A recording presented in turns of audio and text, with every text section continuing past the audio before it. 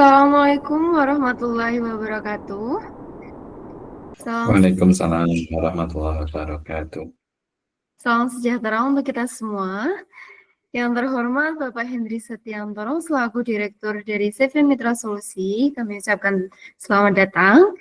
Kemudian yang terhormat narasumber kita, Ibu Prima Paskalina, MPSI Psikolog. Selamat datang, Ibu. Halo, Mbak. Kami ucapkan selamat datang juga kepada Bapak, Ibu, para peserta webinar pada malam hari ini. Terima kasih atas kehadirannya pada kesempatan kali ini. Perkenalkan, saya Nadia yang akan menjadi moderator dalam webinar inspiratif pada malam hari ini.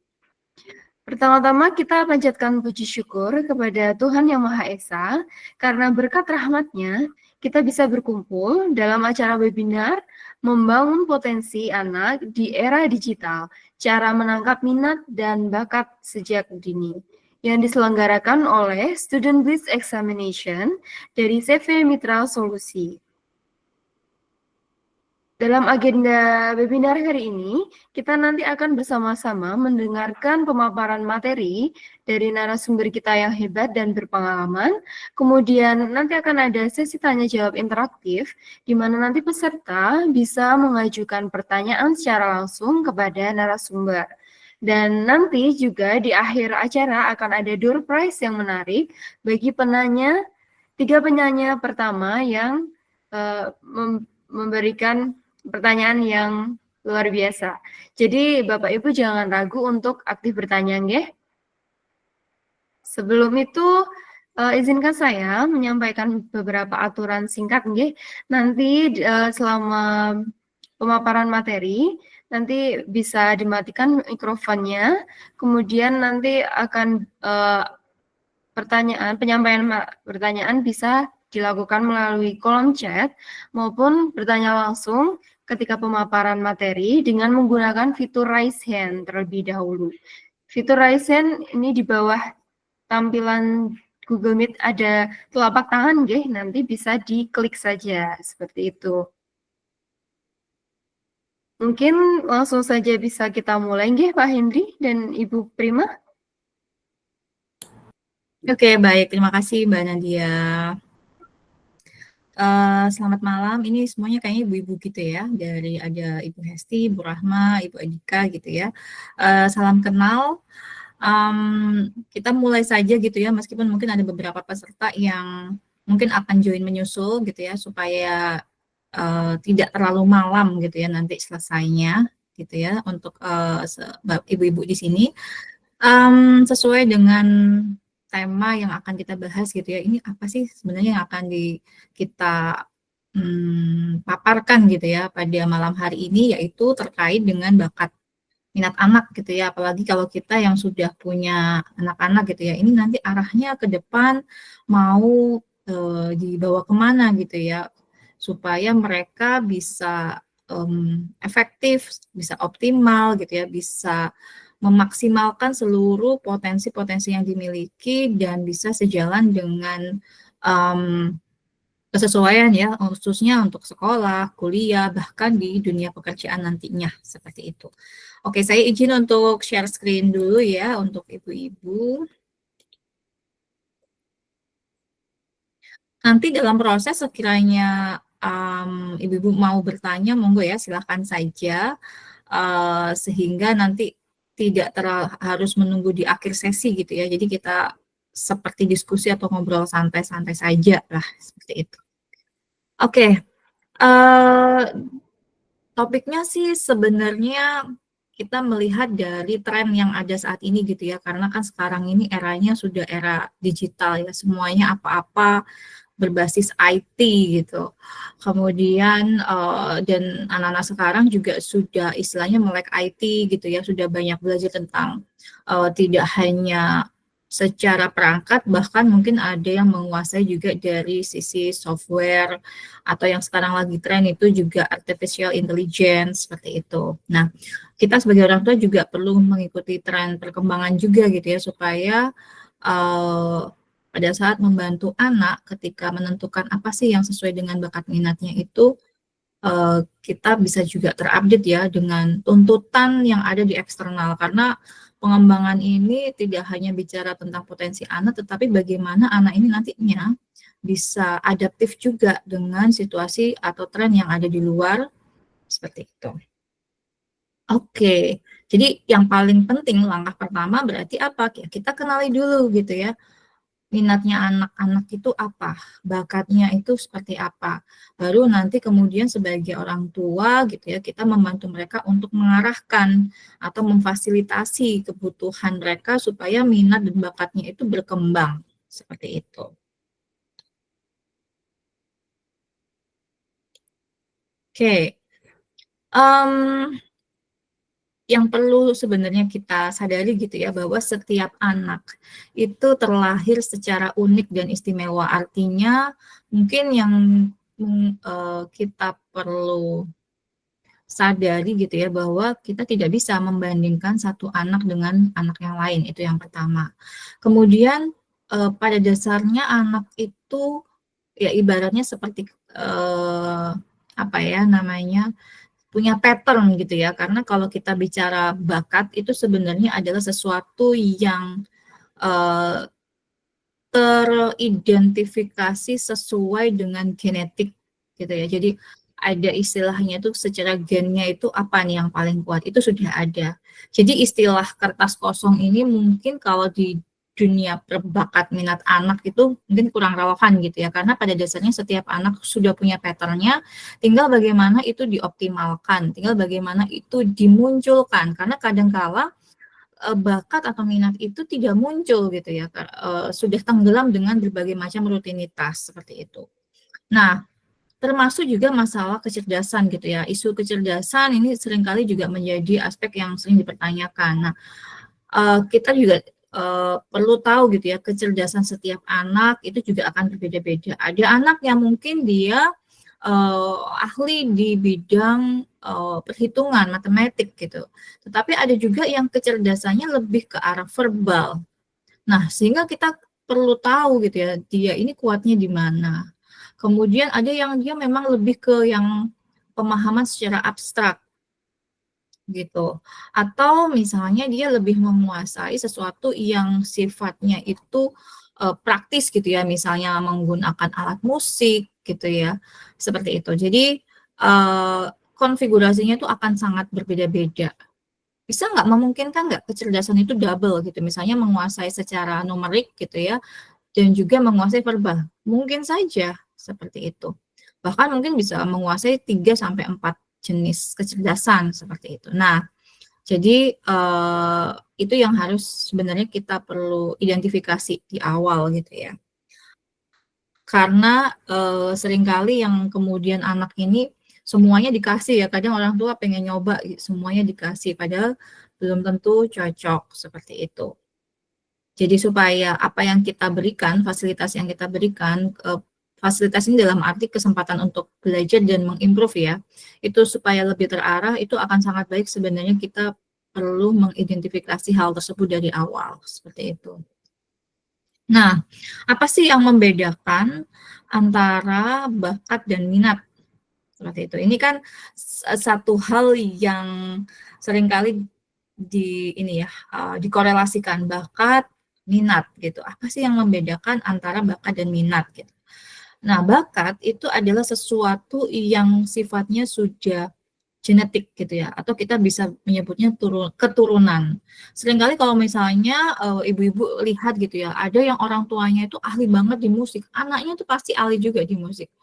Selain karena dia memang di lingkungan yang belajarnya musik ya, tetapi di mereka itu memang akan lebih mudah gitu ya untuk menguasai misalnya mempelajari not, menguasai alat musik yang mungkin orang lain perlu waktu sebulan gitu ya, dia hanya dalam waktu 2-3 hari sudah bisa menguasai. Itu yang namanya bakat. Jadi bakat itu adalah sesuatu yang kalau itu dikerahkan atau dilakukan, mereka tidak perlu waktu yang lama. Atau misalnya bakat dalam hal matematik gitu atau berhitung. Mungkin kalau anak-anak yang lain perlu waktu untuk dia menguasai logikanya gitu, tapi untuk anak-anak yang berbakat, mereka tidak butuh waktu yang lama untuk menguasai hal tersebut, seperti itu. Nah, itu adalah bakat. Jadi sesuatu yang sebenarnya itu kalau kita menyebut itu adalah gift gitu ya, anugerah gitu ya, sesuatu yang memang sudah Tuhan kasih ke anak-anak bahwa mereka itu punya bakat yang diturunkan melalui genetiknya anak-anak seperti itu. Kemudian minat gitu ya. Apa sih sebenarnya minat gitu ya? Minat itu adalah sesuatu yang sifatnya preferensi. Berbeda dengan bakat. Kalau bakat memang akan dipengaruhi oleh faktor genetikanya. Tapi kalau minat itu memang lebih ke preferensinya anak. Sukanya anak ini apa? Minat tidak dipengaruhi oleh apakah mereka ini mampu atau tidak. Apakah mereka ini menguasai atau tidak gitu. Jadi minat ini lebih kepada misalnya saya suka matematik. Suka matematik bukan berarti dia akan menguasai matematik, tapi dengan adanya minat itu lebih memotivasi anak untuk dia belajar hal tersebut. Oh, saya minatnya di sepak bola. Meskipun mungkin secara genetik ya untuk aktivitas olahraga dia tidak terlalu menonjol, tetapi dengan minat anak itu akan termotivasi. Jadi minat itu sebagai faktor yang faktor psikologis gitu ya yang dapat memotivasi anak untuk mereka melakukan sesuatu yang mereka sukai gitu. Jadi itu yang membedakan. Apalagi bedanya yang lain? Beda lainnya adalah kalau bakat itu relatif menetap karena genetik gitu ya. Jadi memang sudah tidak akan berubah-ubah dari kecil sampai besar ya seperti itu. Kalau penguasaan di musik yang di musik gitu ya. Apakah kemudian dia bisa beralih ke matematik? Tidak gitu ya. Karena memang sudah turunan bakat genetik gitu ya. Kalau minat itu bisa berubah. Sesuai apa? Sesuai dengan lingkungannya. Seperti itu. Misalnya lagi tren nih pada IT gitu ya. Bisa jadi anak akan minatnya ke situ. Tapi seiring dengan berjalannya waktu, misalnya dia sekolah dari SMP ke SMA, ternyata dia bertemu dengan lingkungan yang lain dan ternyata dia akhirnya berubah nih minatnya yang tadinya ke IT lebih ke misalnya olahraga gitu. Seperti itu. Jadi minat itu akan berubah sesuai dengan perkembangan anak, lingkungan anak. Seperti itu. Gitu ya. Nah, ini akan secara spesifik kita bisa bandingkan gitu ya. Sebenarnya apa sih yang membedakan seperti itu. Nah, kadangkala itu yang banyak menjadi pertanyaan seperti itu ya, bakatnya anak saya ini apa, bingung sekali gitu ya, kok berbeda dengan anak-anak yang lain. Nah, seperti itu, pertanyaan seperti itu makanya harus mendorong kita sebagai orang tua untuk bisa menggali ya, mengeksplorasi apa sih yang menjadi bakat dari anak-anak ini, seperti itu. Mohon izin Ibu Prima, ini ada pertanyaan. Pertanyaan seperti ini, Bu Prima, apakah ada bakat di luar faktor genetik? Misalnya ada anak bisa bermain musik, sedangkan orang tuanya tidak bisa bermain musik. Apakah ada kemungkinan seperti itu? Kalau yang seperti itu sebenarnya berbeda dengan bakat, gitu ya. Ada yang kita tuh menyebutnya anak itu menguasai karena dia berlatih. Seperti itu.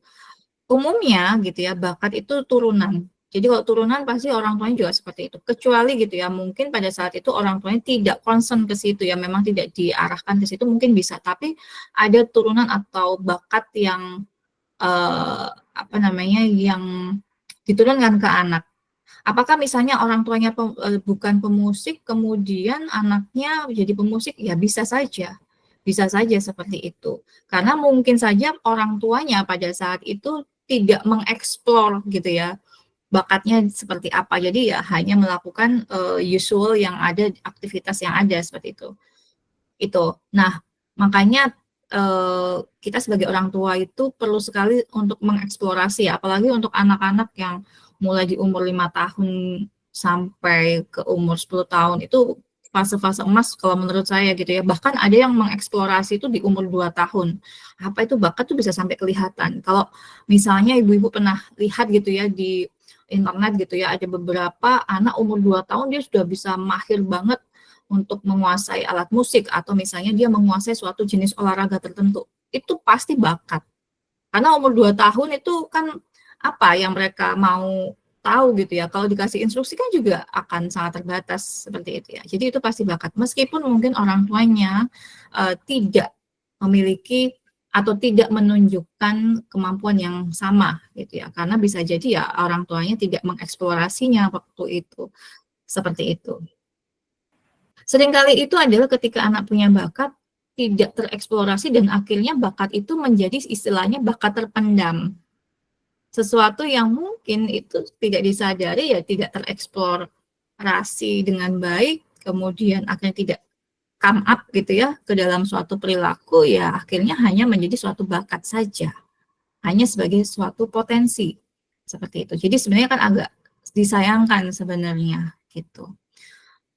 Begitu sih ya. Jadi apakah memungkinkan? Bisa saja, tetapi ada juga yang sebenarnya memang tidak ada turunan bakatnya gitu ya, tetapi karena anak ini punya minat yang tinggi terhadap sesuatu, maka dia punya motivasi yang kuat untuk menguasai hal tersebut. Jadi dia akan berlatih.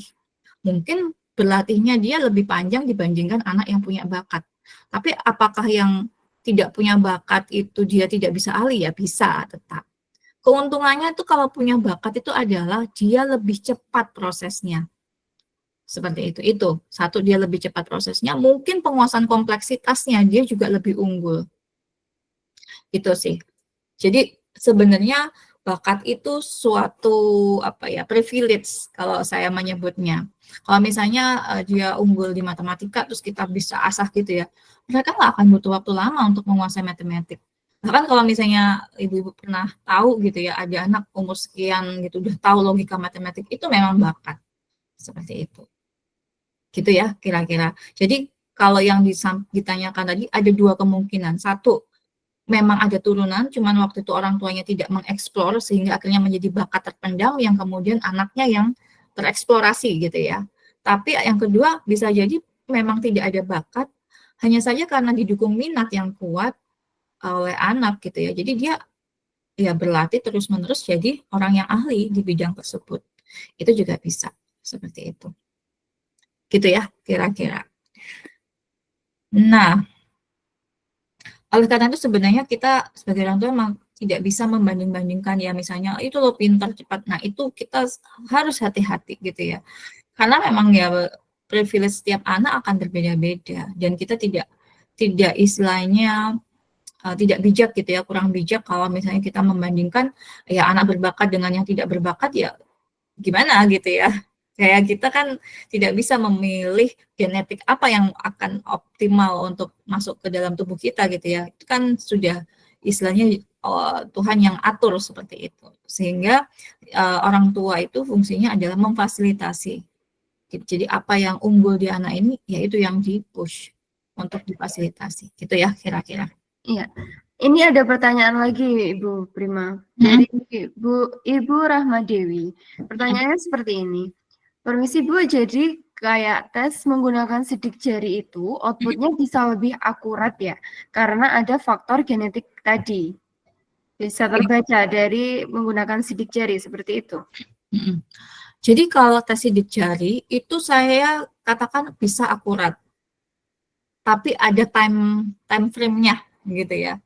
Kenapa ada time frame-nya? Karena faktor-faktor yang tadi disebutkan, sifat, keunggulan khususnya ya, misalnya kan ada gini ya, ada anak yang dia tuh punya bakat tertentu, tapi dia nggak berminat di situ. Contoh misalnya, saya punya bakat di musik, tapi saya nggak punya minat di musik. Ya bakat itu hanya sekedar bakat yang tidak terasa, karena minatnya tidak ada. Bisa dipahami maksudnya. Jadi ada anak yang punya bakat di matematik, tapi dia nggak suka matematik.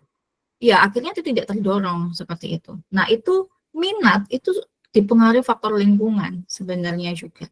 Kenapa kemudian misalnya kalau ibu-ibu lihat bakat musik, kemudian anaknya juga ikut musik, karena lingkungan yang dibangun ya memang mencintai musik, sehingga ya akhirnya terbentuk minat seperti itu. Atau misalnya anak-anak yang suka olahraga gitu ya, karena lingkungannya membentuknya menyukai olahraga. Seperti itu. Jadi untuk bakat itu bisa terekspos perlu minat. Makanya kan kita ada bakat minat itu tadi ya. Nah, terkait dengan tes sidik jari, apakah akurat? Iya, akurat.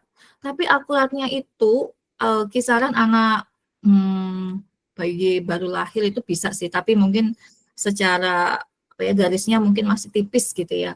Jadi biasanya di umur sekitar 2 tahun itu kita bisa teskan sidik jari sampai sekitar kurang lebih umur 6 tahun. Itu kita bisa masih gunakan tes sidik jari. Karena memang masih murni gitu ya. Kecuali ya hati-hati mungkin tangannya ada yang terluka gitu ya, misal terbakar atau apa. Nah, itu pasti akan mempengaruhi hasil karena garis-garis tangannya pasti akan mengalami perubahan gitu. Tapi kalau kita mau tahu di awal deteksinya itu sebenarnya bisa dengan sidik jari tadi. Itu karena apa tadi namanya? Turunan gitu ya, genetik gitu. Kalau misalnya anak itu dites sidik jari ke depannya sama nggak? Sama. Cuman minatnya kan kita nggak bisa tahu di situ. Gitu. Kenapa kemudian ketika umurnya sudah bergerak sekitar 10 tahun ke atas lah ya, let's say, atau umur 9 tahun ke atas, itu kalau saya tidak menyarankan menggunakan tes sidik jari, tapi menggunakan tes bakat minat yang lebih komprehensif gitu ya. Jadi ada tes-tes secara lisan, tertulis, kemudian ada yang melalui penugasan, itu kan ada ya kalau di tes psikologi seperti itu.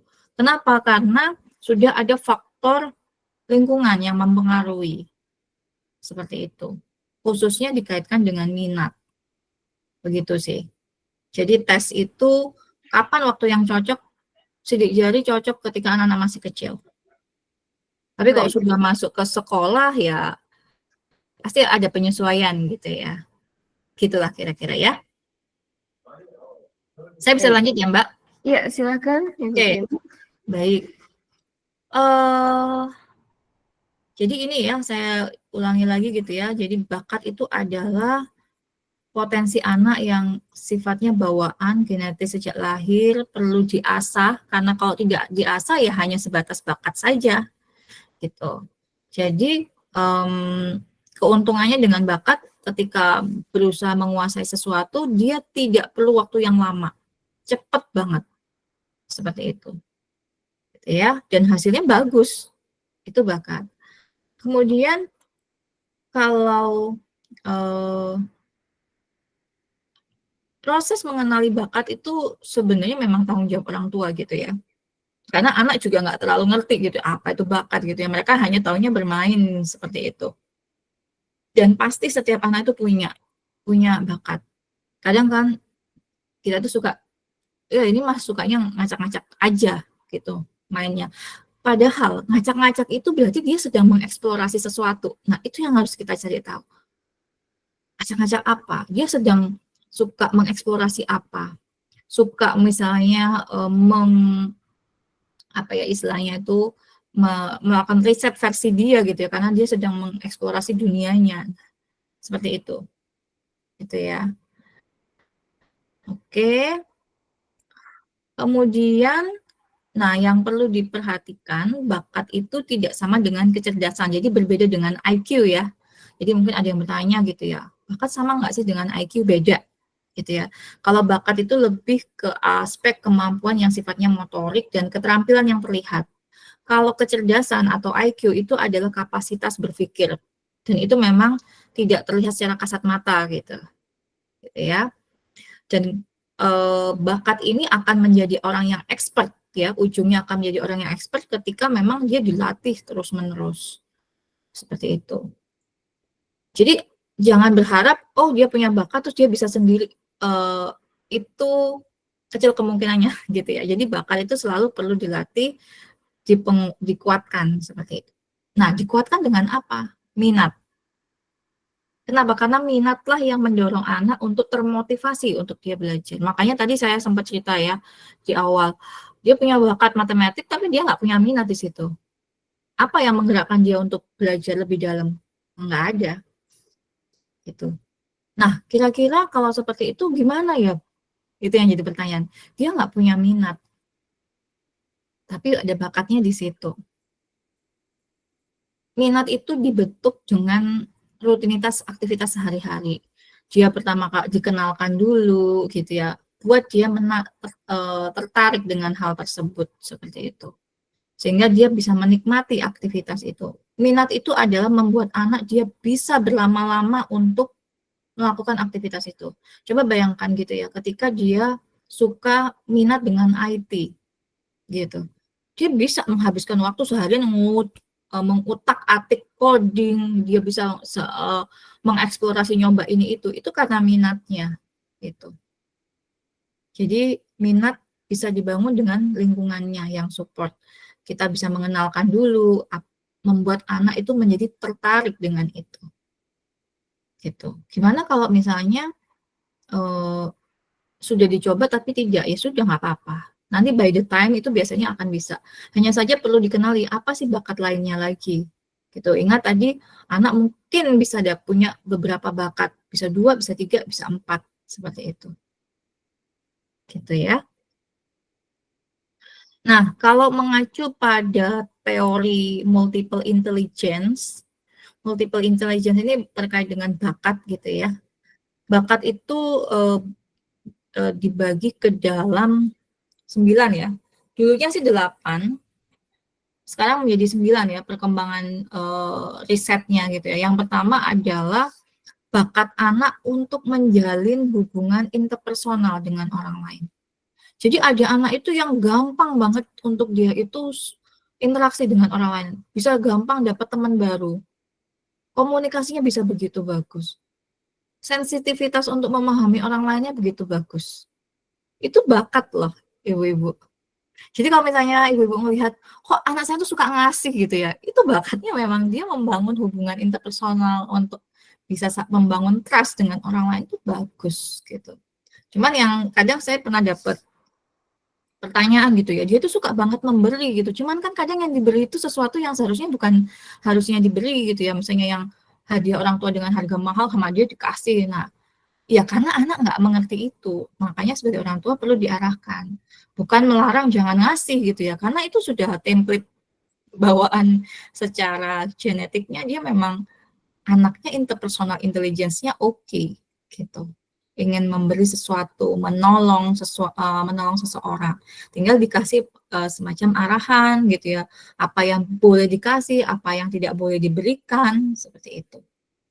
Jadi bukan dilarang, tapi diarahkan gitu ya, dikasih guidance-nya seperti itu.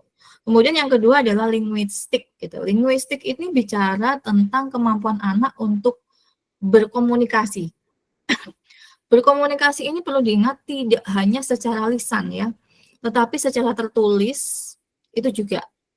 Jadi termasuk kalau misalnya anak ini mahir untuk membuat cerita, mahir untuk membuat puisi, bisa membuat kata-kata yang sangat indah gitu. Itu dia punya kecerdasan bahasa yang baik. Atau dia bisa berkomunikasi dengan sangat baik gitu ya, ketika presentasi seperti itu. Itu adalah kemampuan berkomunikasi. Nah, kalau misalnya ibu ketemu, ini anak ngomongnya bahasanya kalau Jawa etes gitu ya, atau dia ngomong berbagai macam hal. Justru itu adalah keunggulannya si anak yang secara refleks ya, itu sudah ditunjukkan. Tinggal bagaimana kita mengarahkan. Kalau memang dia memang unggul di kemampuan berkomunikasi, berbahasa, kita bisa ikutkan anak-anak ini misalnya untuk ikut les bahasa asing, itu pasti dia akan lebih mudah untuk menguasai bahasa asing. Seperti itu. Oke, itu contoh gitu ya. Kemudian logic atau mathematical intelligence. Nah, ini terkait dengan kemampuan berhitung atau berpikir logik. Karena matematika akan selalu berpikir logik. Contohnya apa ya? Termasuk penguasaan terhadap rumus-rumus fisika gitu ya contoh. Itu maksudnya di sini juga gitu ya. Jadi unggul dalam berpikir logis gitu ya, memahami pattern, pola. Apa nih contohnya gitu ya untuk pekerjaannya ya accounting, engineer, ya orang-orang teknik gitu ya. Kemudian orang-orang yang ahli di IT, programmer, scientist gitu. Nah, ini biasanya akan terlihatnya dari anak-anak yang biasanya suka bertanya. Kenapa begini? Kenapa begini? Kenapa begitu? itu logikanya sedang bermain ibu-ibu. Jadi apa ya? Mereka itu secara otomatis sedang bermain gitu ya.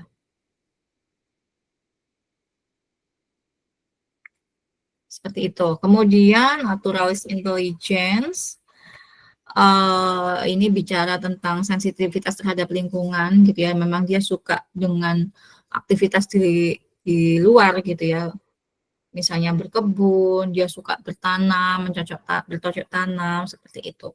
Kemudian ada existential intelligence gitu ya. Ini bicara tentang religiositas, filsafat gitu ya. Ini lebih ke kontemporernya gitu ya berpikirnya. Lalu ada spatial, ini bicara tentang sesuatu yang mendesain sesuatu ya, berpikir abstrak. Lalu ada musical, ini musik gitu ya, ritme. Kemudian ada interpersonal. Interpersonal ini adalah, kalau yang tadi kan intra gitu ya, intra, kalau yang ini inter. Jadi relasi ya, memahami orang lain gitu. Kemudian ada yang kinestetik. Kinestetik itu yang olah tubuh gitu ya, kayak olahraga, seperti itu. Nah, ini izin Ibu Prima, memotong sebentar. Ini ada pertanyaan dari Ibu Hesi Iriani. Jadi pertanyaannya, Ibu Prima, anak saya punya bakat menggambar. Bagus gambarannya, tapi minatnya sepertinya kurang. Gimana cara menstimulasinya ya? Saya sudah belikan tools menggambar, tapi cenderung sangat malas, hanya mau menggambar kalau lagi mood saja. Bagaimana itu cara menstimulasinya, Bu Prima? Kalau cara menstimulasinya itu sebenarnya ajak dia untuk menggambar sesuatu yang dia sukain dulu. Gitu. Dan kalau anak-anak ini kan memang emosi untuk dia melakukan sesuatu yang dia sukai, mencoba itu kan memang tinggi gitu ya. Yang pertama jangan dipaksa, itu pasti gitu ya. Yang kedua, ketika misalnya ibu melihat ada bakat, coba dikumpulkan dengan teman-teman yang memang suka aktivitas yang sama. Biasanya ketika melihat teman-temannya gitu ya, menggambar gitu, dia jadi akan juga tertarik. Ingat, lingkungan itu membentuk, sehingga ketika kita mempertemukan anak dengan lingkungan yang apa ya, istilahnya itu mendukung gitu ya, lingkungan suka berolahraga, itu biasanya akan juga membangun itu. Jadi bisa nih ikut semacam, saya kurang tahu ya kalau menggambar itu ada kayak komunitas atau tidak gitu ya, tetapi aktivitas yang mempertemukan anak-anak itu dengan mereka yang suka menggambar gitu. Nggak harus les ya Bu ya, karena kalau les itu kan anak jadi kayak terkotak bahwa ini harus atau wajib, jadi membuat dia tuh senang dengan itu gitu. Jadi lingkungannya dibangun dulu, kemudian kalau misalnya dia berhasil sesuatu gitu ya untuk menggambar yang bagus, berikan apresiasi gitu ya, apresiasi yang apa yang dia suka seperti itu. Tapi itu jangan terlalu sering juga ya, nanti khawatirnya jadi kayak butuh diapresiasi terus gitu ya. Tetapi ketika dia berhasil banget dan memang bagus banget, itu perlu diapresiasi. Atau juga bisa dilibatkan dengan dia ikut kompetisi. Kadang itu ketika anak diajak, ayo ikut lomba yuk gitu, ada lomba mewarnai gitu. Nah itu kan anak dapat hadiah ya biasanya dari lomba, itu membangun antusiasnya dia juga seperti itu. Tapi kalau memang boleh tahu nggak sih itu anaknya umur berapa Ibu? Silakan Ibu Hesti, mungkin bisa mic-nya dihidupkan, boleh interaksi. Umur 10 tahun. Oke, itu mulai terlihatnya di usia berapa? Menggambar. Sebenarnya dari waktu kelas 3 SD sih. Waktu umur 7 tahunan. Ketahuannya itu gara-gara buku pelajarannya sering habis. Saya pikir memang nyatet. Ternyata anaknya nggak pernah nyatet, tapi isinya gambar semua. Oke. Iya. Sobek-sobek, terus isinya gambar, dirobek-robek. Jadi kayak bikin komik kayak gitu di buku-buku, di semua buku pelajarannya isinya kayak gitu. Saya sempat dipanggil ke sekolah sama gurunya. Gitu. Nih anak, Bu, ini anaknya sering gambar-gambar di buku pelajaran. Jadi kalau di kelas akhirnya kayak nggak merhatiin gurunya, terus ya dia nggak fokus. ternyata itu gara-garanya dia gambar-gambar gitu. Pernah ditanyakan nggak waktu itu kenapa kok di kelas menggambar pada saat Males dijelas? katanya dengerin gurunya. Kenapa? Males dengerin gurunya. Oke, itu akhirnya kombinasi ya Bu ya. Jadi memang dia punya bakat di menggambar, tapi kita ini jadi tambahan materi nih ya. Anak itu punya style belajar yang berbeda. Nah, untuk anak-anak yang bukan tipikalnya auditori, mendengarkan guru itu membosankan gitu. Jadi dia bisa bosan untuk hanya mendengarkan seperti itu, akhirnya dia mengalihkan dengan menggambar. Itu sih gitu. Jadi nanti sebenarnya akan bagus misalnya nih Bu ya, anak diajak untuk kalau misalnya guru menjelaskan, coba kamu bikinkan itu dalam bentuk gambar. Bisa nih kita jalan seperti itu. Jadi tuangkan apa sih yang disampaikan oleh guru tadi dalam bentuk gambar. Bisa di dalam bentuk cerita gitu ya, dalam bentuk gambar yang komik tadi, seperti itu. Tapi menurut saya itu jangan di-push ya Bu ya, karena nanti khawatirnya malah hilang gitu. Tinggal difasilitasi aja. Terus mungkin kalau yang terkait dengan, kemudian setelah itu apakah dia juga lanjut masih menggambar lagi Bu? Setelah Ibu dipanggil guru gitu? Masih, Masih. tapi beda karena udah saya kasih itu apa sketchbook gitu, buku emang buat dia gambar. Jadi kalau kamu mau gambar di situ, tapi jam istirahat, jangan waktu pelajaran. Gitu. Itu boleh, itu udah bagus sekali Bu. Jadi memang kita fasilitasi. Nah tadi ya, ketika kita sudah tahu, kita jadi fasilitasi, tidak dengan melarang, tapi mengatur ya, anak diatur. Termasuk tadi salah satunya Bu, mungkin dia tidak suka mencatat. Nggak apa-apa sebenarnya anak mencatat dengan versinya dia. Gitu. Tapi mungkin tidak di buku pelajarannya ya, karena biasanya kan kalau di sekolah memang tuntutannya harus catatan yang rapi dan segala macam gitu. Kenapa itu? Sebenarnya nanti itu bisa membantu anak ketika dia belajar, dia akan melihat catatannya dia sendiri yang dia buat, itu dia akan lebih mudah menyerap. Seperti itu. Nah, ini sebenarnya jadi agak sedikit ini ya, bertambah bahwa style belajarnya anak itu juga akan menunjang proses dia untuk menyerap informasi. Seperti itu. Kebetulan dia memang akhirnya menghabiskan waktu untuk dia menghadapi kebosanan dengan menggambar. Dan dia bisa waktunya panjang ya untuk itu. Artinya memang sebenarnya anaknya punya minat. Sebenarnya punya minat menggambar, cuman memang minatnya dia ya orangnya suka-suka dia gitu Bu. Kapan dia mau gambar ya dia akan gambar, kalau enggak ya enggak. Nah, yang bisa difasilitasi coba tadi dilibatkan dengan kumpulan anak-anak yang menggambar. Misalnya memang suka bikin komik atau membuat lukisan gitu ya. Atau kemudian dilibatkan atau diajak gitu untuk ikut lomba seperti itu. Jadi itu menjadi sesuatu yang lebih menantang buat dia. Enggak cuma sekedar menghabiskan waktu ketika dia bosan. Gitu kira-kira ya, Ibu. Oke, terima kasih. Ya, sama-sama. Saya lanjut dulu ya. Kemudian, nah ini mengacu pada multiple intelligence gitu ya, yang dikembangkan oleh Howard Gardner tahun 2010. Jadi ada 9. Sehingga apapun yang dilakukan anak itu pasti mewakili memang bawaannya gitu ya, atau bakatnya seperti itu. Bahkan termasuk yang tadi saya katakan, anak yang suka nanya ini kenapa, itu logikanya lagi bermain gitu. Lagi jalan bakat untuk dia selalu berpikir logiknya. Jadi kadang kita sebagai orang tua tuh apa sih nanya terus, itu jangan, nanti dia kayak istilahnya terblok. Kalau udah terblok itu akan susah gitu untuk dia untuk memulai lagi seperti itu. Gitu ya, kurang lebihnya. Oke. Ini adalah gambarannya gitu ya. Kenapa kok ini dikatakan genetik? Karena ini terkait dengan struktur dalam otak anak. Mana sih yang paling kuat gitu ya. Jadi kalau misalnya kayak matematik itu bicaranya di otak bagian depan gitu ya, otak bagian depan. Musikal tuh yang di bagian tengah yang warna kuning gitu ya. Interpersonal yang samping sebelah sana nggak terlihat gitu ya. Kemudian interpersonal di bagian paling belakang. Kinestetik ini yang belakang juga gitu ya. Kemudian visual ini yang warna ungu gitu ya. Kemudian naturalis yang di sebelah sini, linguistik juga yang bagian depan. depan kanan, depan kiri ya, ini ada kanan kiri. Jadi memang ini tuh sangat berpengaruh dalam hal ini ya, struktur otak kita gitu ya, termasuk si anak. Seperti itu. Oke. Nah, kalau minat, ini ya, minat itu adalah keinginan gitu ya. Yang mana minat ini mempengaruhi motivasi ya, seperti yang tadi saya jelaskan.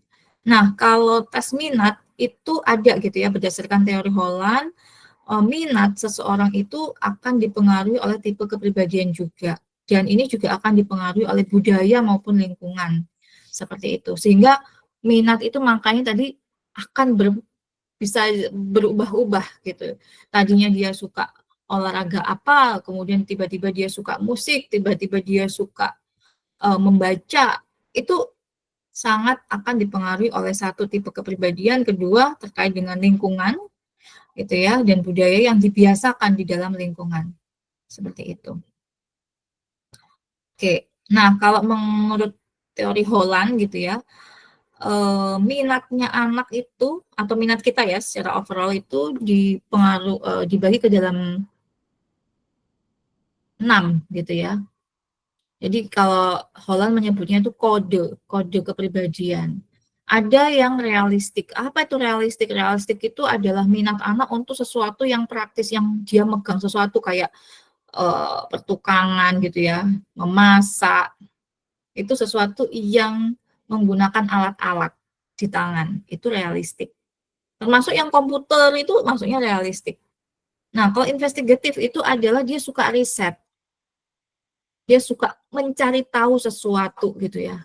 Kalau misalnya paling gampang, ibu kalau ngeliat anak suka main pasir terus dia utek-utek gitu ya, di utek-utek itu sebenarnya rasa ingin tahu apa sih di dalam pasir itu gitu. Kesannya seperti itu gitu ya, ngapain sih gitu ya, seperti itu. Itu rasa ingin tahu anak untuk melakukan riset terhadap lingkungannya. Ada minatnya di situ. Kemudian artistik ini sesuai dengan namanya gitu ya, sesuatu yang sifatnya seni, mengekspresikan seni secara lisan, tulisan, kemudian drama, segala sesuatu yang terkait dengan kesenian gitu. Kemudian sosial, nah sosial ini bicara tentang anak-anak yang punya minat untuk membantu orang lain, berempati, friendly, gampang bergaul, dan dia suka banyak teman. Jadi kalau misalnya ibu-ibu lihat ada anak yang kemana-mana dia temannya banyak gitu, itu sebenarnya ya ini sosialnya dia lebih tinggi gitu ya.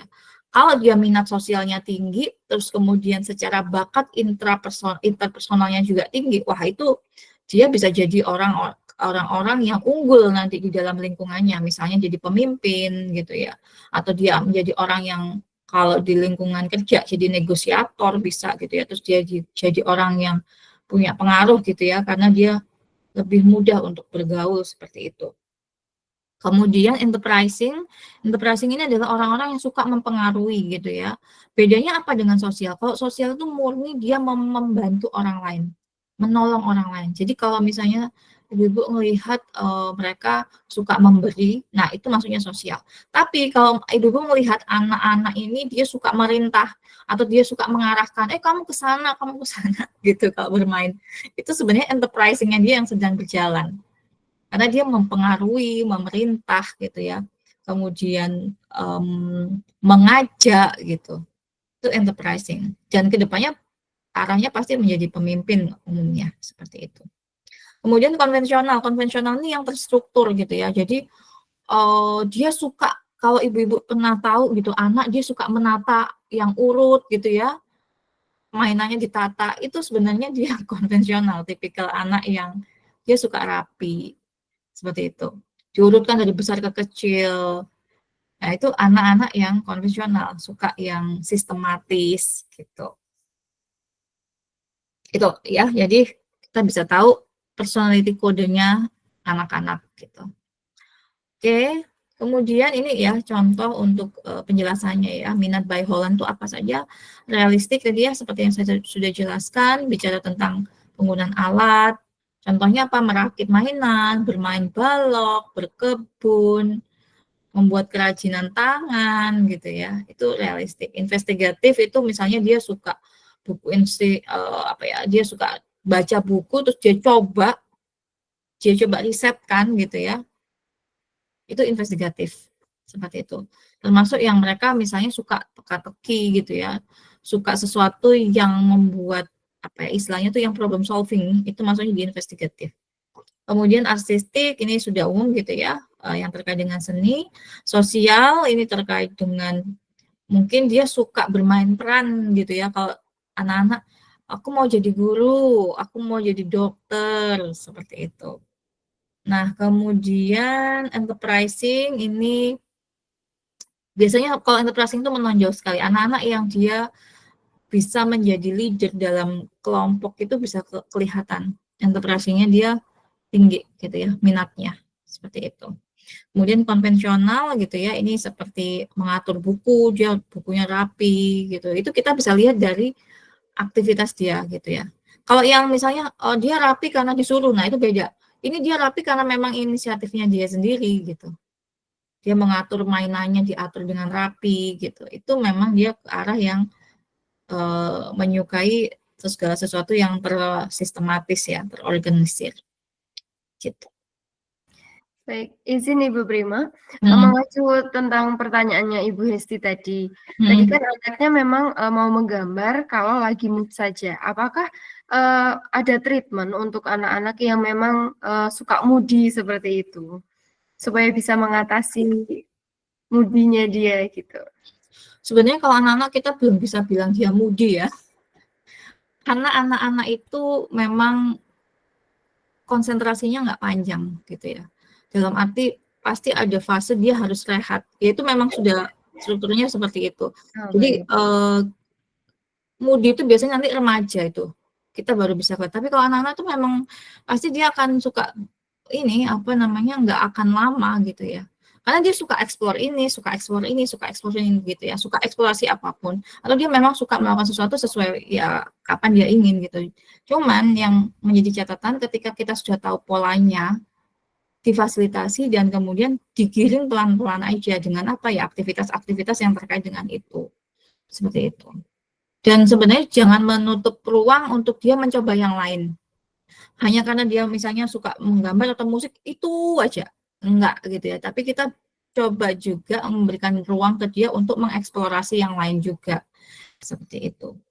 Baik. Gitu ya. Mungkin nanti juga bisa diarahkan untuk mengikuti tes dari Student Blitz juga ya Bu ya, untuk mengetahui minatnya seperti apa sih. Bisa gitu. Karena kalau minat memang ya kita biasanya akan ada assessment gitu ya. Anak ini lebih kemana seperti itu. Baik. Oke, terima kasih Mbak untuk pertanyaannya. Saya lanjut gitu ya. Jadi apa sih yang membedakan bakat dan minat ini ya sebenarnya? Bakat itu sesuatu yang kuat perasaannya, dia akan membuat dia menikmati sesuatu gitu ya, dan bisa berubah seiring dengan perkembangan usia anak. Seperti itu. Kemudian minat itu pasti mudah dikenali karena dia maksudnya terlihat secara aktivitasnya gitu ya. Bakat itu adalah bawaan gitu ya. Meskipun dia berbakat belum tentu dia menikmati itu. Gitu ya. Kemudian relatif menetap atau tidak berubah gitu ya dan tidak mudah dikenali. Ini memang sulit dikenali gitu ya. Jadi kita perlu eksplorasi. Kalau minat ini dengan aktivitas sudah bisa, terus kita tes aja udah kelihatan gitu. Kalau bakat ya tes-tes tertentu saja gitu ya. Begitu. Kira-kira. Oke. Nah, tadi kan saya sering mengatakan eksplorasi. Nah, sebenarnya eksplorasi ini merupakan tahapan ilmiah, tahapan yang sangat alami gitu ya, yang mana anak harus lalui itu. Dia harus mencoba berbagai macam hal. Ketika dia mencoba berbagai macam hal, kemudian kita sebagai orang tua bisa mengamati, kok ini dia lebih cepat ya, kok yang ini dia lebih gampang. Di situ adalah kita mulai mengenali gitu ya, bahwa oh ini anak ini memang dia lebih menguasai yang ini. Itu namanya proses eksplorasi. Nah, tujuannya eksplorasi ini adalah membangun potensi dan kepercayaan diri. Makanya tadi seperti yang saya katakan di awal, ketika misalnya anak ini sudah kita tahu nih dia suka tadi musik misalnya, jangan terus dia digenjot dengan musik terus. Berikan ruang dia untuk mengeksplorasi yang lain juga, gitu ya. Karena kita nggak tahu, siapa tahu dia juga ada apa sih namanya penguasaan yang lain juga gitu ya kira-kira. Oke, nah faktor apa sih yang mempengaruhi gitu ya? Ini saya langsung sebutkan ya, ada faktor internal dan faktor eksternal. Kalau faktor internal itu adalah jelas ya genetik gitu ya dan struktur tubuh gitu ya. Itu pengaruh. Misalnya anak yang pendek atau anak yang tinggi, anak yang gemuk itu akan mempengaruhi seperti itu. Kemudian ada faktor eksternal. Faktor eksternal ini jelas ya dukungan moral dari orang tua, pasti ya. Kemudian sarana dan prasarana, mungkin ada beberapa bakat yang memang perlu difasilitasi sarana prasarananya ya. Contoh paling sederhana tadi menggambar ya disiapkan untuk buku sketsanya seperti itu sehingga anak punya sarana untuk menyalurkan bakatnya. Kemudian ketersediaan waktu latihan. Nah, ini ya memang harus dikasih spare waktu untuk dia belajar seperti itu dan lingkungan. Lingkungan ini artinya adalah tadi ya misalnya dia dikumpulkan dengan anak-anak yang memang suka menggambar, suka berkompetisi dengan menggambar, suka bermain musik, itu pasti akan sangat mempengaruhi seperti itu.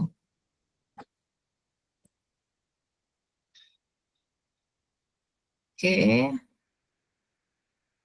Kemudian, peran orang tua gitu ya.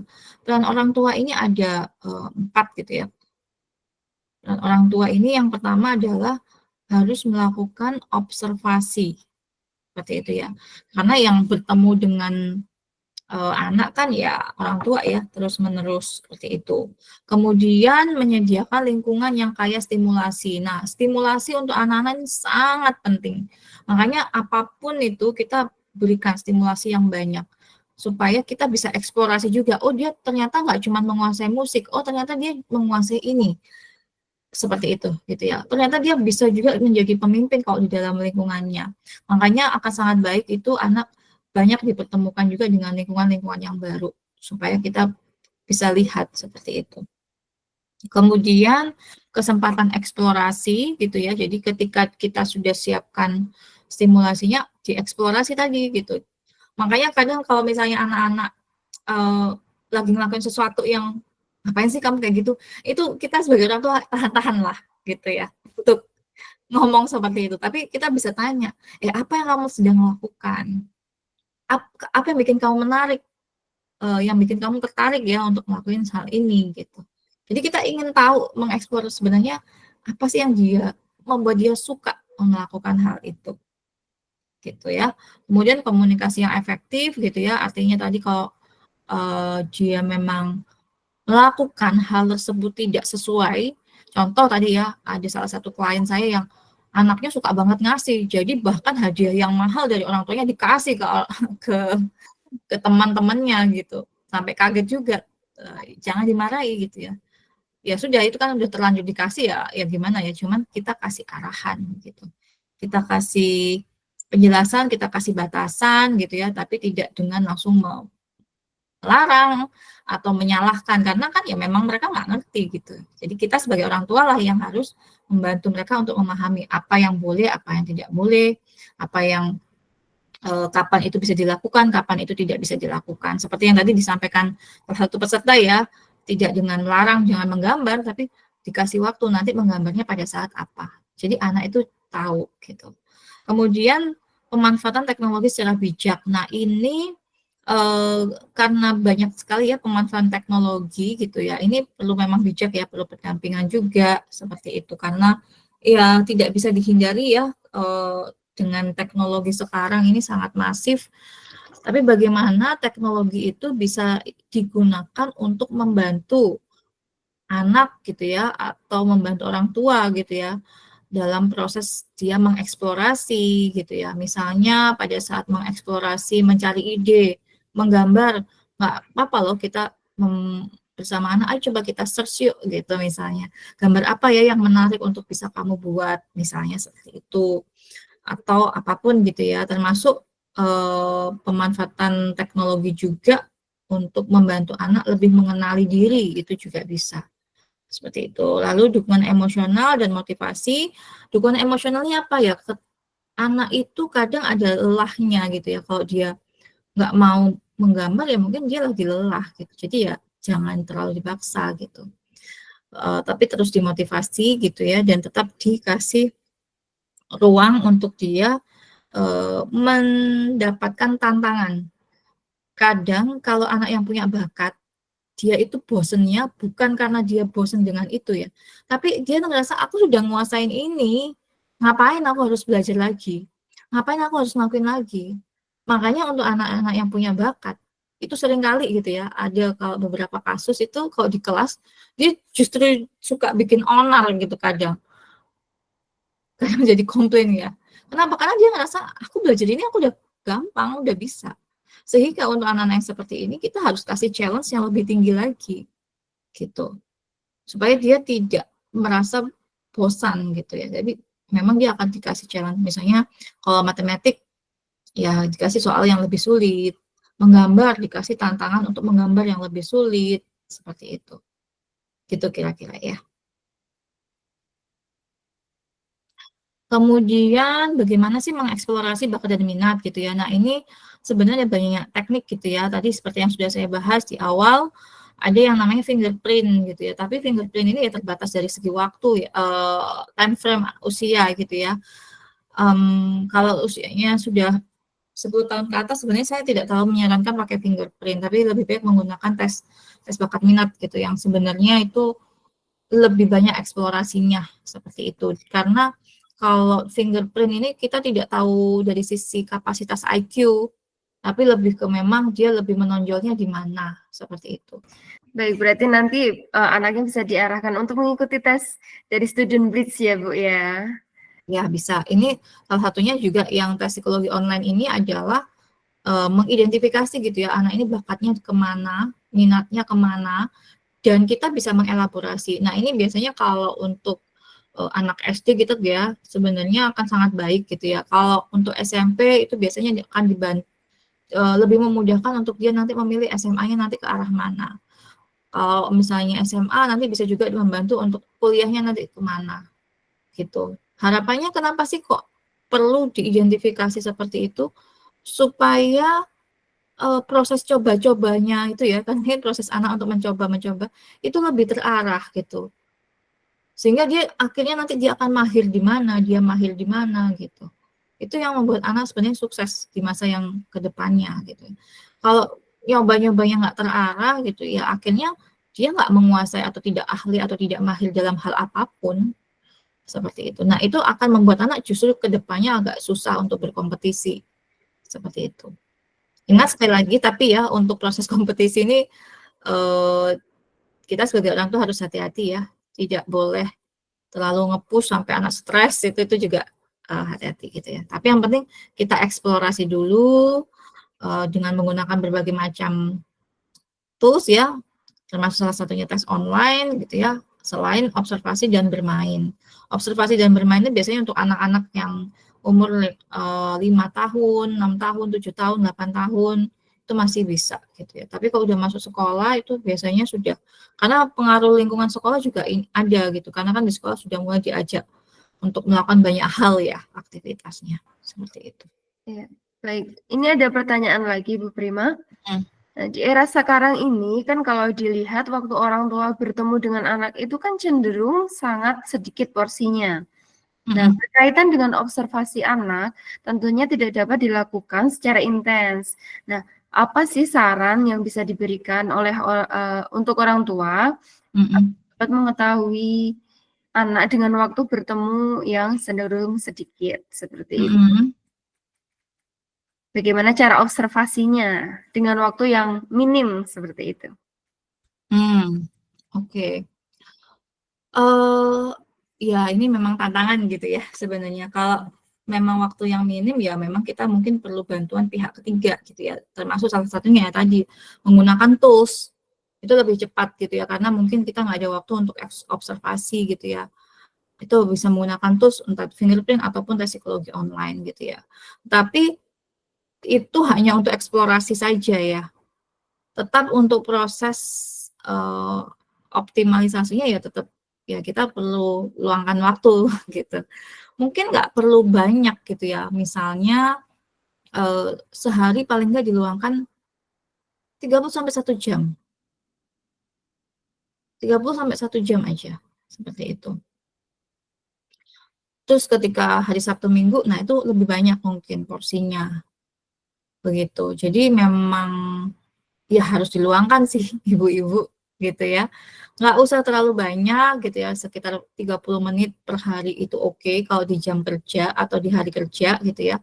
Tapi kalau di Sabtu Minggu luangkan, misalnya dengan pergi bersama, itu aja kita sudah bisa kelihatan sebenarnya.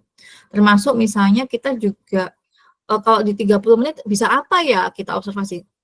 30 menit itu kita mungkin tidak observasi secara langsung apa gitu ya, tetapi dengan kita komunikasi aja. Di sekolah tadi belajar apa, kita bisa tanya apa yang dia suka di pelajaran itu gitu.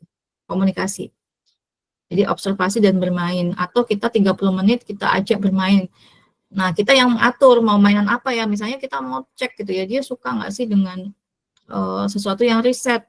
Kita ajak bermain teka-teki tertentu kah, kita ajak dia untuk mencoba sesuatu gitu ya, kan banyak ya permainan-permainan uji coba apa namanya ilmiah gitu yang dibuat permainan itu banyak juga seperti itu. Kita bisa lihat sejauh mana sih dia antusias, tertarik. Tapi itu lebih ke minatnya ya nanti arahnya. Kalau bakat itu memang sebenarnya kalau rutinitas itu akan sangat terlihat sih gitu. Itu di sekolah begitu. Nah, untuk yang memang kita sangat ingin tahu ya, kalau keterbatasan waktu untuk mengobservasi ya, memang perlu bantuan tools seperti itu sih. Makanya kan sekarang ini kalau di sekolah-sekolah bahkan di TK itu ada yang sudah dilakukan tes gitu ya, baik itu fingerprint maupun tes psikologi online seperti itu. Kalau untuk anak-anak usia 10 tahun itu memang diarahkan tesnya tes minat. Kenapa tes minat dan tes IQ sih biasanya itu gitu. Kenapa ya itu tadi untuk lebih memudahkan kita memahami apa sih yang sebenarnya disukai anak, apa yang menjadi bakatnya dia seperti itu. Itu ya kira-kira. Baik, terima kasih. Oke, kemudian bagaimana sih mengeksplorasi bakat dan minat ini? Contoh saja gitu ya Bu ya, melalui platform edukasi digital ini bisa gitu ya, komunitas gitu ya, karena kita bicara teknologi, komunitas online anak, tapi ini perlu dipantau sih sebenarnya. Jadi kita harus hati-hati gitu ya untuk hal ini.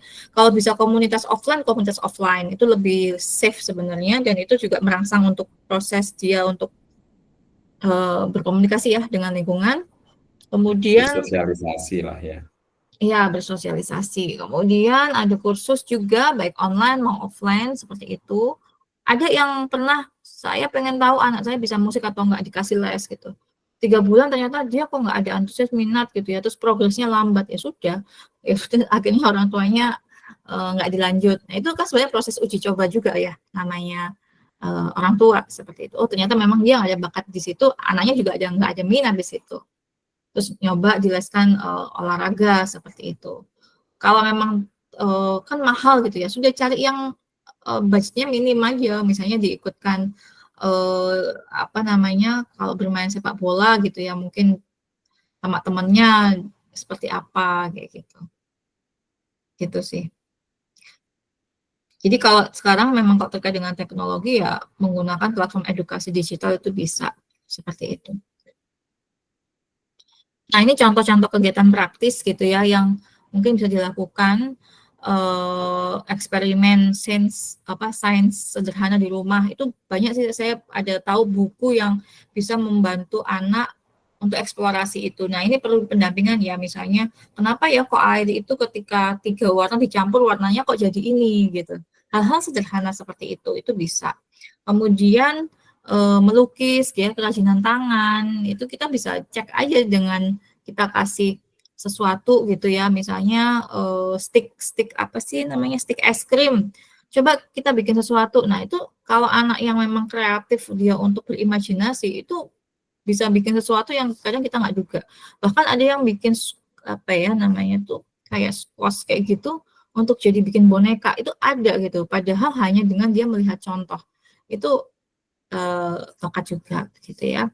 Kemudian menari, musik, olahraga, memasak mungkin seperti itu. Kemudian bercerita. Nah, bercerita ini yang paling sederhana gitu ya. Bagaimana kita minta dia untuk bercerita. Kalau dia begitu lancar, ini bisa jadi memang dia anaknya unggul gitu ya untuk dia language-nya gitu. Kemudian mengajak anak untuk berkegiatan di alam, di luar ruangan, antusiasnya dia akan seperti apa. Itu dari aktivitas yang kecil-kecil seperti itu kita bisa lihat gitu ya. Termasuk menggunakan aplikasi digital gitu ya sebagai media kreatif untuk ekspresi dan pembelajaran. Meskipun mungkin tidak semua bisa gitu ya, tetapi bisa digunakan juga sebenarnya media-media digital. Seperti itu. Oke, kira-kira seperti itu, ibu-ibu gitu ya. Apakah ada hal yang mau ditanyakan, gambaran tentang minat dan bakat anak gitu ya. Ini memang masih dasar sekali gitu ya, lebih ke memberikan penjelasan pemahaman secara umum supaya kita sebagai orang tua itu perlu lebih aware gitu ya, karena anak itu aset sebenarnya gitu ya. Anak itu punya keunikan, punya keunggulan. Nah, keunggulan itu tidak akan bisa maksimal kalau kita sebagai orang tua tidak mengeksplorasi dan tidak memfasilitasi itu dengan baik. Seperti itu. Oke, kira-kira bagaimana, ada yang mau ditanyakan? Mungkin Ibu Hesti ada yang mau ditanyakan kembali atau mungkin mau sharing seperti itu. Atau Ibu Rahma Dewi, silahkan.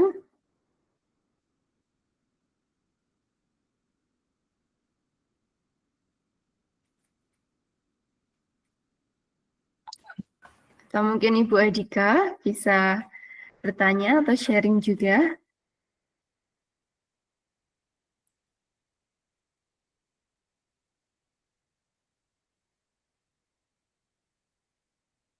Oke, apanya udah jelas gitu ya. Kayak Sepertinya iya ya, Bu. jadi memang ini sih ya, paling sesuatu yang mungkin masih jadi pertanyaan, tapi tadi ada yang Bu siapa yang sudah tahu ya bakat anak gitu ya. Itu bagus Bu, tinggal nanti difasilitasi lebih dalam lagi dengan biasanya ya untuk ikut kompetisi gitu. Atau di challenge untuk membuat gambar yang lebih rumit, tingkat kesulitannya lebih tinggi, seperti itu. Sayangnya dia itu nggak suka mewarnai. Jadi kalau gambar hitam putih semua. Jadi kalau padahal lomba itu adanya lomba menggambar dan mewarnai.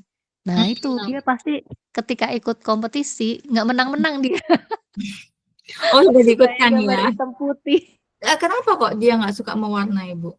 Sempat Nggak tanya. tahu saya. Jadi dia itu kalau gambar rata-rata monokrom gitu.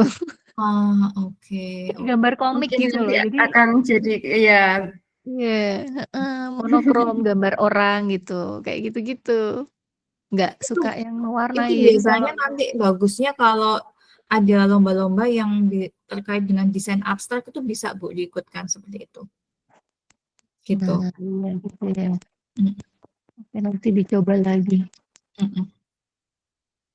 Nggak apa-apa, tapi kalau misalnya meskipun nggak mewarnai tapi biarkan saja dia ikut lomba itu sih nggak masalah gitu ya, meskipun mungkin nggak menang. Jadi fokusnya bukan soal dimenangnya, tapi dia bisa terasah gitu ya bakatnya, seperti itu. Gitu sih. Nanti itu kalau di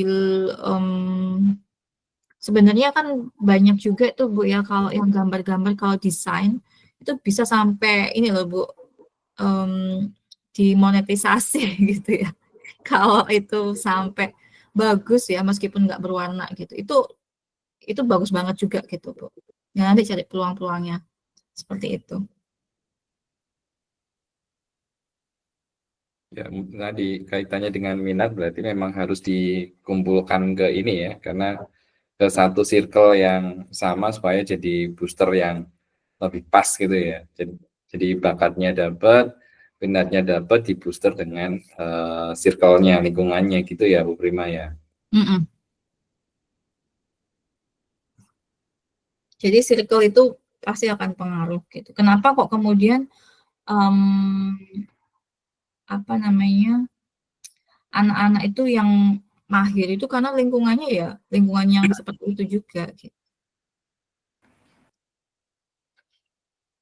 Gitu kira-kira. Bu Hesti, semangat dilanjutkan lagi gitu ya, Lanjut. eksplorasi lebih lanjut. Mau Oke. nanya tadi tuh, saya agak tertarik sih sama yang tes minat dan bakat online tadi itu. Kalau yang pakai sidik jari, kan tadi ada batasan umur ya.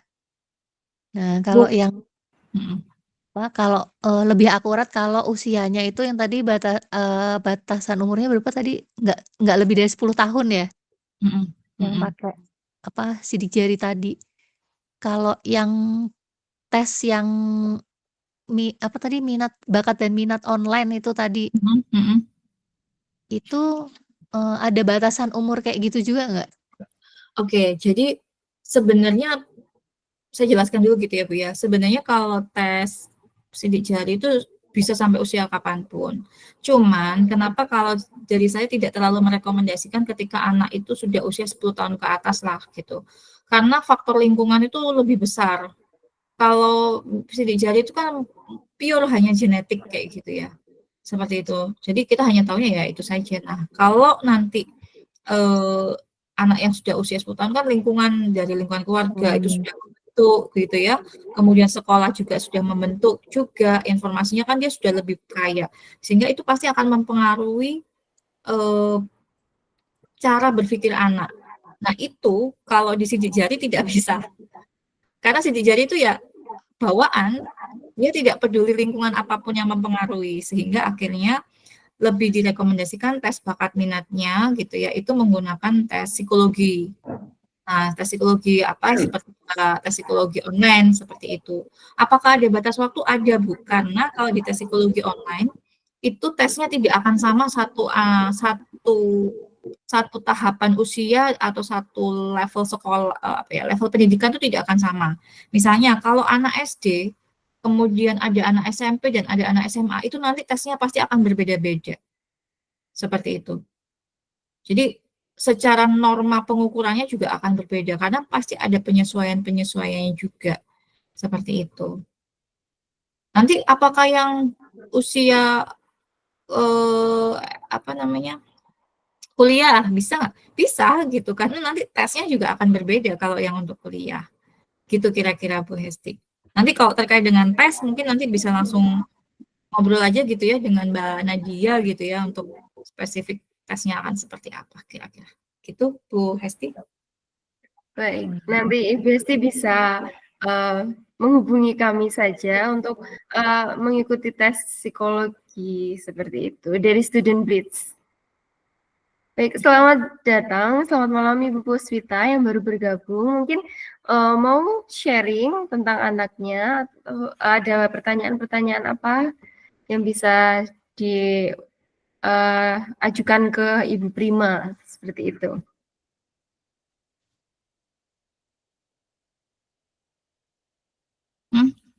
Oke. Tadi Bu Puspita soalnya baru join gitu ya. Saya nyimak dulu ya Mbak ya. Nyimak dulu saya. Oh iya, Nyimak dulu. Saya tadi untuk materinya sih sudah dipaparkan sih Bu gitu ya. Oke, untuk Ibu Rahma atau Bu Adika mungkin ada yang mau ditanyakan.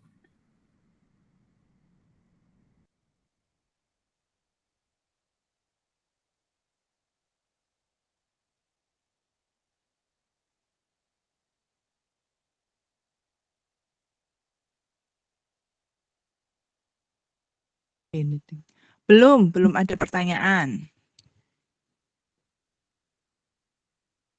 Belum aja. Oke. Mungkin saya kembalikan ke Mbak Nadia gitu ya. Baik. Mungkin saya ada pertanyaan sedikit, Bu. Kan minat itu tergantung dari lingkungan yang di sekitar anak ya, Bu ya. Nah, kalau kita kan anak tuh kadang suka lihat TV, nanti ada idolanya siapa, dia suka nyanyi, bisa gitar atau apa. Terus nanti lihat orang lain lagi, dia bisa ngelukis, dia pengen ngelukis seperti itu. Jadi minatnya itu jadi berganti-ganti seperti itu. Nah, nanti bagaimana cara mengatasi anak yang seperti itu? Karena nanti juga menimbulkan kebingungan untuk penentuan cita-citanya dia seperti itu.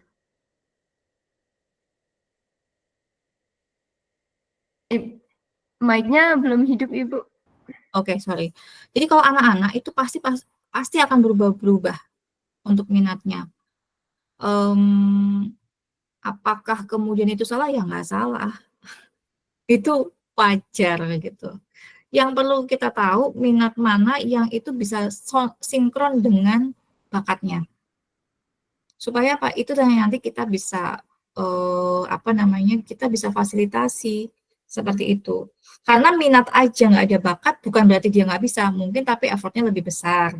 Ada bakat tapi dia nggak ada minat, dia nggak tertarik untuk melakukan hal tersebut. Jadi mau kita paksa, ya mungkin dia bisa ngelakuin, dia mungkin bisa, tapi dia tidak menikmati. Itu nanti bikin anak stres.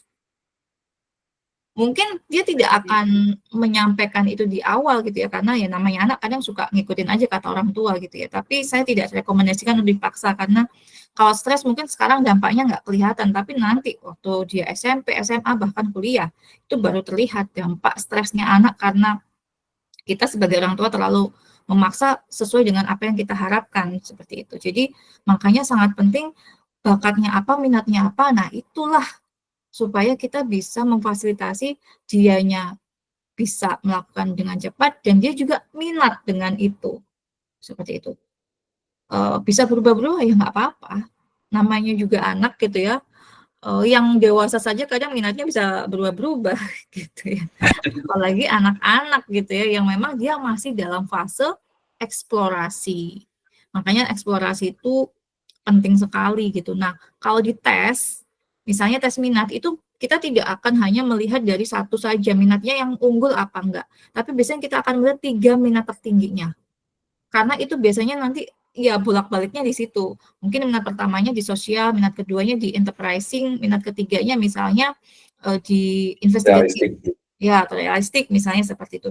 Suatu ketika nanti mungkin realistiknya yang paling nomor 1 gitu. Tapi kita paling nggak tahu 3 minat tertingginya dia tuh di mana. Kalau kita sudah tahu minat tertingginya ya paling nanti bergeraknya di situ-situ aja. Seperti itu. Sama halnya bakat gitu. Bakat kita bisa lihat, oh dia memang menguasai di verbal, dia menguasai misalnya di matematik. Nah, kalau kita misalnya tahu nih Bu gitu ya, oh dia di verbal. Verbal itu kan berarti kemampuan dia berkomunikasi gitu ya. Kita cek minatnya dia di mana. Kalau memang dia minatnya itu adalah di sosial, maka nanti sebenarnya kita bisa mengcombine itu. Oh, berarti nanti supaya kemampuan verbalnya bisa optimal, dikasih saja pada aktivitas-aktivitas yang banyak melibatkan orang lain. Jadi minatnya dia dapat, terpenuhi gitu ya, untuk sosialisasi, tapi bakatnya juga akan bisa terpacu seperti itu. Itu Dan contoh. fasilitasnya ada gitu ya. Betul, fasilitasnya bisa lebih tepat.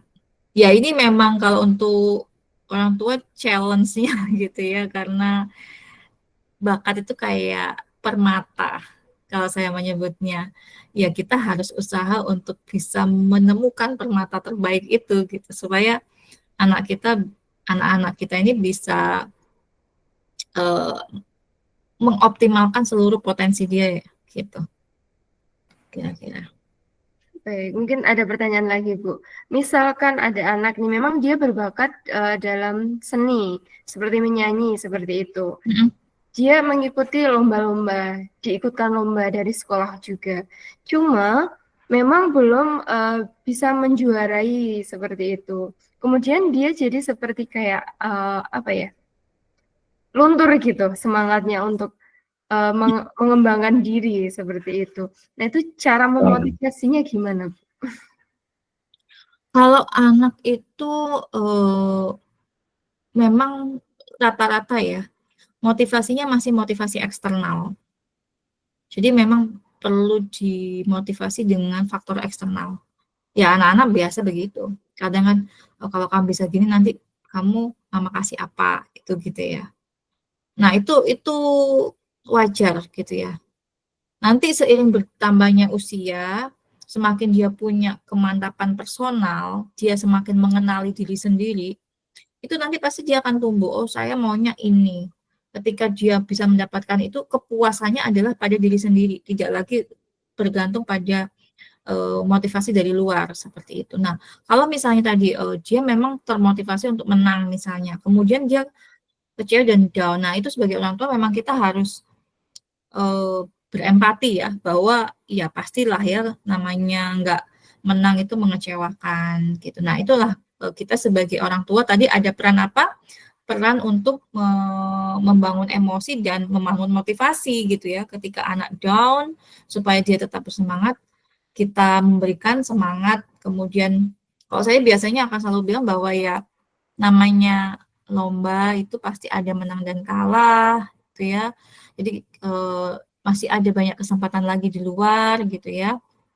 Kalau misalnya kalah itu bukan berarti sesuatu itu jelek gitu ya, tetapi memang berarti masih ada yang perlu diperbaiki lagi gitu. Jadi kita kayak ngajak ngobrol anak sambil kita bilang, ya misalnya mama paham sih kalau nggak enak ya kalau kalah gitu ya, seperti itu. Tapi nggak apa-apa, nanti kalau ada kesempatan lagi pasti kamu bisa menang gitu. Nah itu sih, jadi itu peran orang tua ya sebagai istilahnya tempat buang sampah anak gitu ya, untuk dia bisa menyampaikan apa yang dirasakan. Jangan terus kita bilang, kayak gini aja kamu langsung down. Nah itu jangan ya, masa-masa kayak Malah gitu. patah semangatnya langsung. Karena itu nanti anak justru merasa tidak dipahami Ya. gitu. Kan wajar ya kalau kita kecewa ketika apa yang kita inginkan itu tidak terpenuhi gitu ya. Itu kan sangat wajar. Dia punya ambisi untuk dia menang, terus dia nggak menang, itu pasti kecewa, itu wajar. Nah itu kita bilang ke dia, iya mama paham sih kalau kamu kecewa gitu ya. Kalau kamu tidak menang gitu ya, padahal kan kamu pengen sekali ya menang kayak gitu. Omongan seperti itu aja itu sudah membuat anak itu ngerasa, oh yang saya rasakan ini wajar ketika saya sedih gitu. Tapi bagaimana kemudian mengajak anak supaya dia bangkit lagi gitu. Itu kira-kira. Oke, Bu Prima. Pertanyaan lagi nih berkaitan dengan minat tadi itu kan ada 6 ya, ada realistik, ada investigatif, sosial dan seterusnya.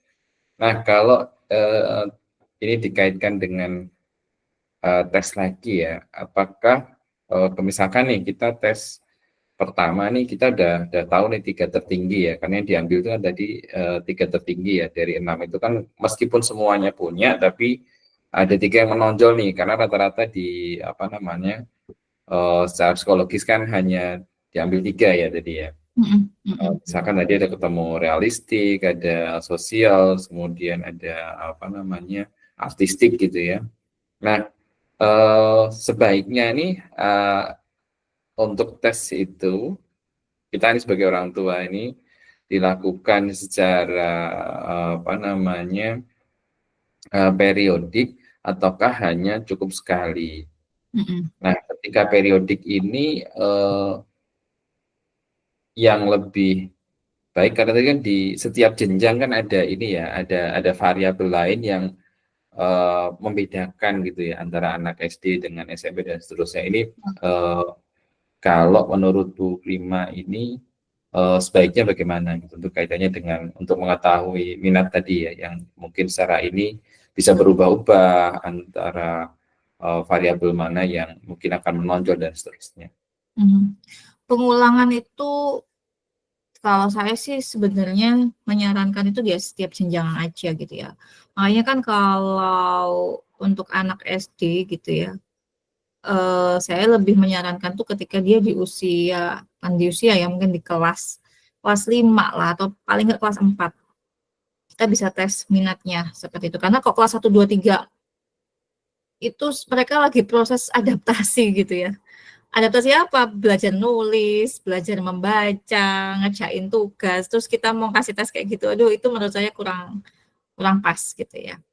Karena mereka lagi fase adaptasi yang dengan banyak tugas-tugas gitu ya. Jadi disarankan sih kelas 4 akhir, 4, 5, 6 kayak gitu. Nanti pengulangannya ya pada saat apa? SMP. Kenapa SMP? Lingkungannya sudah beda. 1.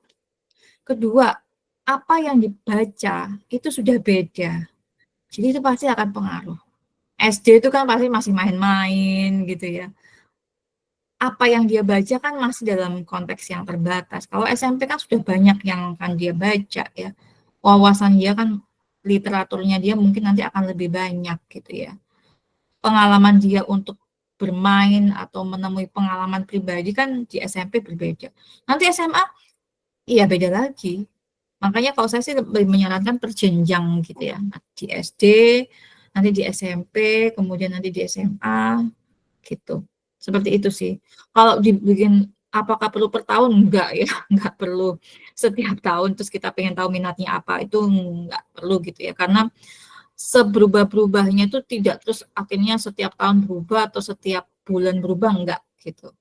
Karena kalau minat itu mereka biasanya akan dalam waktu yang panjang gitu. Berubah itu kalau ketika memang ada hal baru yang lebih menarik setelah dia sudah puas banget dengan yang pertama gitu. Tapi kalau tiba-tiba berubah dalam hitungan bulan itu relatif jarang seperti itu. Jadi memang kapan ada perlu dites lagi ya setiap jenjang saja gitu. Karena kan kemampuan berpikir anaknya kan juga berubah ya. SD ke SMP itu kemampuan berpikir anak itu ada perubahan juga. Usia kan sudah masuk akil balik, itu juga akan ada pengaruh juga seperti itu. Kira-kira ya.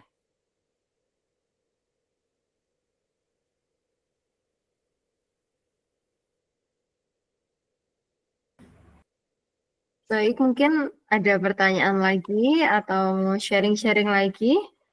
Atau sudah cukup? Ibu Hesti, Ibu Rahma, Ibu Adika, atau Bu Puspita? Mungkin ada pertanyaan?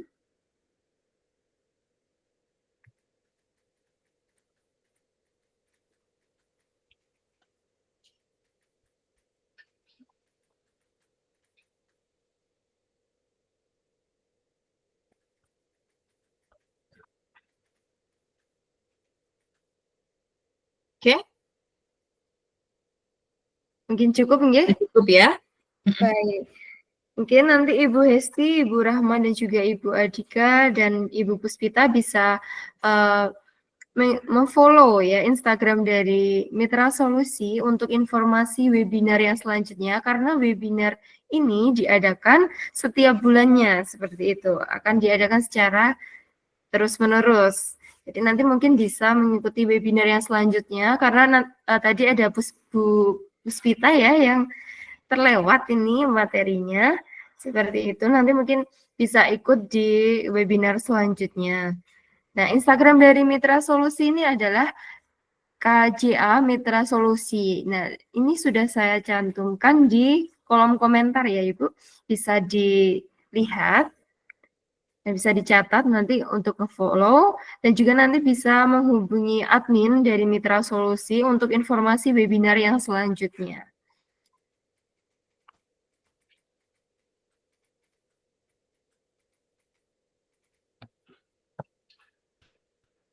Oke, baik. Terima kasih Ibu-Ibu ya untuk hadir. Mudah-mudahan memberikan manfaat ya untuk pengetahuan awal gitu ya tentang pentingnya bakat minat, kemudian bagaimana mentreatment, seperti itu.